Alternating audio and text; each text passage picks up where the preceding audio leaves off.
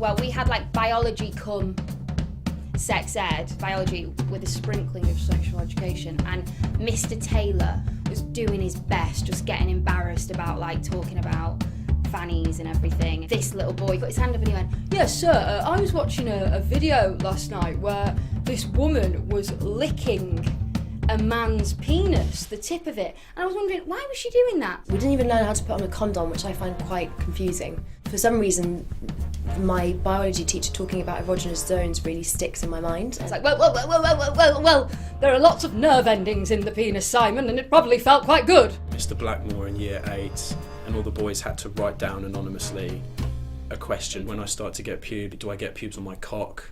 And I remember him saying, no, you get pubes on your balls, not actually on the shaft or the head.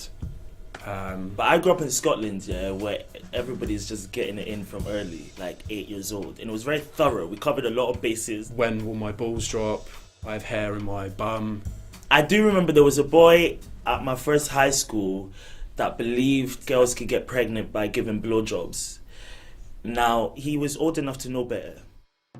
If you're still thinking like that at 14, 15, yeah, I'm gonna pray for you. My dad was annoyingly and embarrassingly chilled about the whole thing. And he was like, you know what, I understand your mum might be a bit uncomfortable with him staying at your house, but you can always stay at mine. I'll bring you breakfast in bed. I know what's going on. I don't remember having like a talk, like a sit-down talk. It was at the time when boys started watching porn, and it was like that was what they would talk about, so I would just kind of leave the conversation at that point. But my mum, bless her, she was really cool. It kind of went in with a birds and a birds chat, because I hadn't really shown any interest in boys by this point, because I was quite private. And she was like, if you love girls and fancy girls, they'll love you no matter what. Like, you can be attracted to whoever you want to be attracted to, and I just want to let you know that you can speak to me about all of that stuff.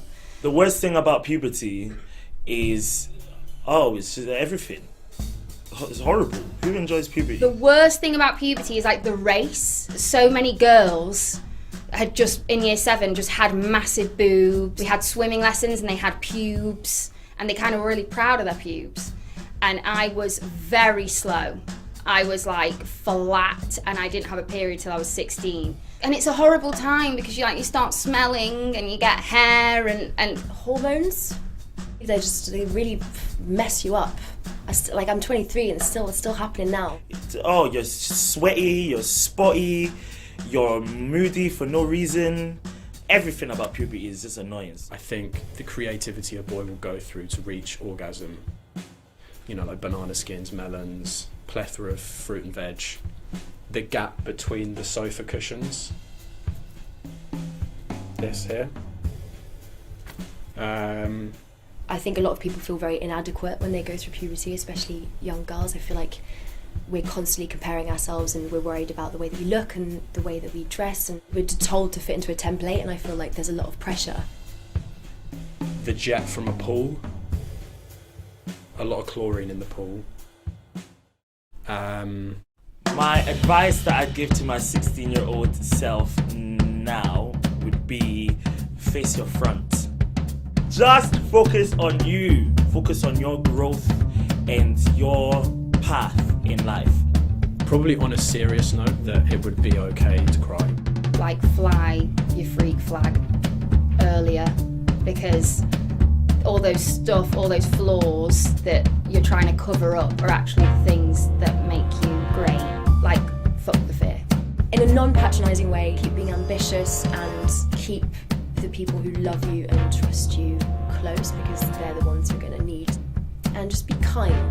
Just be nice, and the universe will thank you.